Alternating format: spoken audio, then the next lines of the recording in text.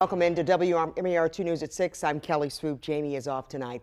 It's been the topic of discussion since last Friday. The EPA asking Baltimore City's wastewater treatment plant to accept toxic waste from Ohio to be treated in our facilities. We now know that that deal's not going to be happening. WMAR 2 News' Brittany Verner breaks down Mayor Brandon Scott's decision that blocked that deal. Since last Friday, when Mayor Brandon Scott and County Executive Johnny O announced Baltimore City would be taking on this toxic wastewater, it sent city and state leaders and community members in an uproar because they say Baltimore City's wastewater treatment facility has enough problems dealing with their own mess.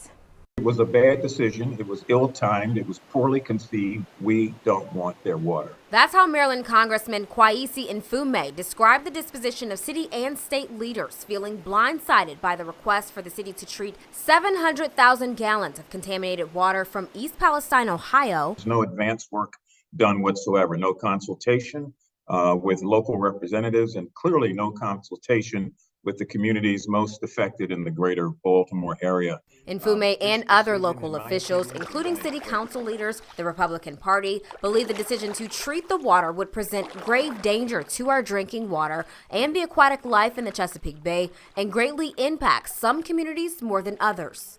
The communities most impacted because of their proximity, communities like Dundalk and Essex and Middle River and Turner Station, Fairfield, Cherry Hill, Mount Winus, those sort of considerations were not taken into account. I can't really speak about the state level, but I can tell you as a federal representative, none of us knew about this until the end of the week.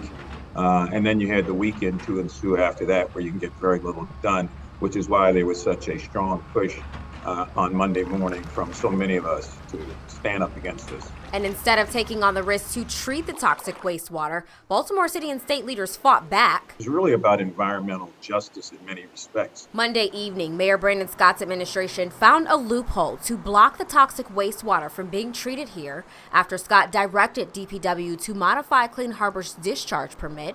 Officials at Clean Harbor sent out a statement, part of which read, quote, "While we are confident that our Baltimore facility is safe to handle and process that waste as we have made clear from the beginning of this process, we would only be moving forward with the approval of all federal, state, and local regulators," unquote.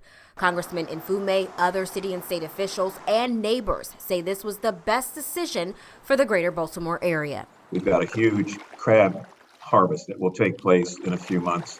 And we have all sorts of aquatic life that depends so much on the ability of the bay to maintain itself. But we've got enough problems as it is, to tell the honest to God truth.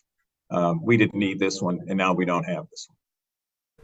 Mfume says whoever does take on this huge task of cleaning and treating this toxic water will be compensated financially. A lot of money will be made. But for the leaders in Baltimore, they chose people over profits to protect the citizens in our community.